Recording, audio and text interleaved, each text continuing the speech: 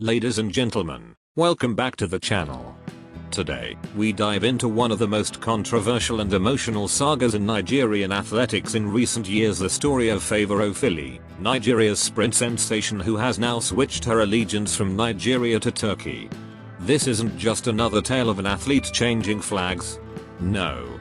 This is a story wrapped in brilliance, betrayal, negligence, tears, and, above all, a burning question that millions of Nigerians and athletics lovers around the world are asking: why did FavourOfili dump Nigeria? To answer this, we need to go deep. We must look at her background, her rise to prominence, the moments she made Nigeria proud, and the painful moments where she felt let down by her own country.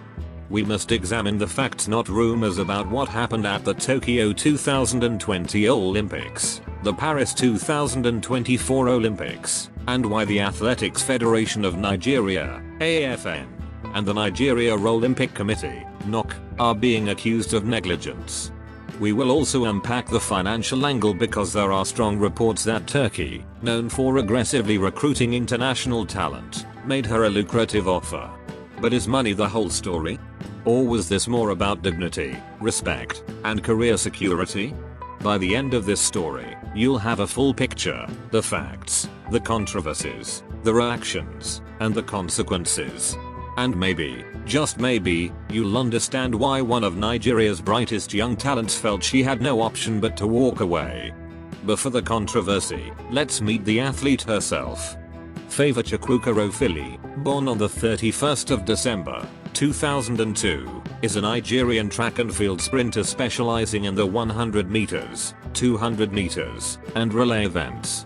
She grew up in Delta State, one of Nigeria's hubs for athletics talent. From an early age, it was clear she was different. At high school level, she was already dominating sprints, catching the eye of coaches across Nigeria. Her big international breakthrough came as a teenager when she competed at the 2019 African Games in Rabat, Morocco. At just 16 years old, she helped Nigeria secure a gold medal in the 4x400m relay and also grabbed silver in the 400m individual race. That performance stamped her as a rising star. From there, she moved to the United States for further training and academics. She enrolled at Louisiana State University, LSU, one of the premier programs for track and field in America. At LSU, she blossomed, breaking multiple records. In 2022, she made history by running 21.96 seconds in the 200m, becoming the first Nigerian woman to run under 22 seconds in the event. That performance made her one of the fastest women in the world, not just Africa. She represented Nigeria at the World Championships, African Championships, and other global meets. To Nigerians, she was a symbol of hope, a young, fearless sprinter who could carry the baton after legends like Blessing Okigba. But behind the medals and smiles, frustration was brewing. The first major heartbreak came in Tokyo 2020. Nigeria had sent a strong athletics team to the Olympics, including FavourOfili.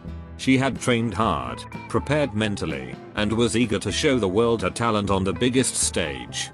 But then came the shocking news. 10 Nigerian athletes were declared ineligible to compete at the Tokyo Olympics due to non-compliance with out-of-competition testing. FavourOfili was among them. What happened? According to the Athletics Integrity Unit, AIU, the Nigerian Athletics Federation failed to conduct the required number of out-of-competition drug tests for athletes who were based outside Nigeria. Now, let's be clear, this wasn't the athletes' fault. These tests are arranged by federations and anti-doping agencies. Nigeria simply failed to comply. The result: 10 dreams shattered, including Ofili's. Imagine being 18 years old, one of the brightest prospects in Africa, and you are told you cannot compete, not because you doped, not because you got injured, but because your own federation didn't do its job. The anger was loud. Nigerian fans slammed the Athletics Federation. Athletes cried on social media. But as always, the officials escaped accountability. For FavourOfili, that was the first seed of doubt. Could she really trust her country to handle her career with the seriousness it deserved? If Tokyo was painful, Paris 2024 was devastating. By now, FavourOfili had matured into a world-class sprinter. She had run sub 11 seconds in the 100m and sub 22 seconds in the 200m. She was ready to shine. She qualified for both the 100m and 200m events at Paris 2024. But then came a bombshell. Nigeria failed to enter her name in the 100m event. Yes, you heard that right. Despite meeting all qualifying standards, when the official entry list the blame again pointed at administrative errors from the Athletics Federation of Nigeria, she was devastated. The 100m is the crown jewel of track and field, the event every sprinter. She was robbed of that chance. She did run the 200m and finish 6th in the final, a respectable performance, but the damage was done. In her own words, she described it as negligence by Nigerian sports authorities. Fans around the world were shocked. How could such a promising athlete be sidelined twice in major Olympics due to her own country's failures? That omission was the final straw. After Paris, reports began to surface that FavourOfili was considering switching nationality. Initially, it was treated as rumors. But in September 2025, she confirmed it. She was switching allegiance from Nigeria to Turkey. Why Turkey? 1. Better administrative support. Turkey has a history of recruiting African athletes, particularly in athletics and weightlifting. They promise proper planning, management, and respect. 2.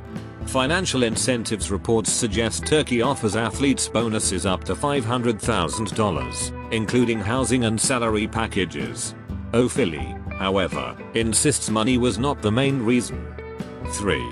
Respect and dignity. In her own statement, she said the decision comes from the heart and was about escaping negligence. She no longer wanted her career dictated by incompetence. Her critics say she sold out. Her supporters say she did what was best for her career. Switching nationality isn't easy.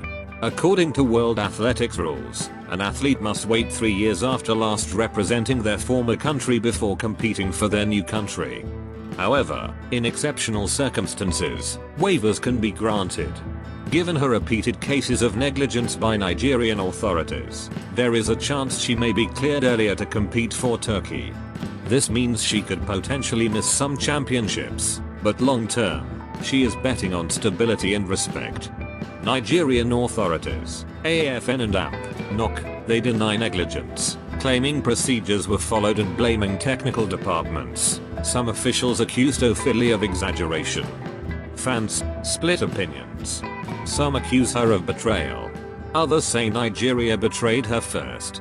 Media headlines worldwide framed it as Nigeria losing another gem due to poor administration. Athletes, many fellow Nigerian athletes sympathized, saying they too had suffered from poor support. Nigeria has now lost one of its fastest sprinters. This damages team relay potential, medal chances, and reputation. It also sends a warning to upcoming athletes: if you don't fix the system, we will leave. Unless reforms happen in the AFN and NOC, more stars may follow her path. So why did FavourOfili dump Nigeria? Not because she hated the green and white. Not because she didn't love her people.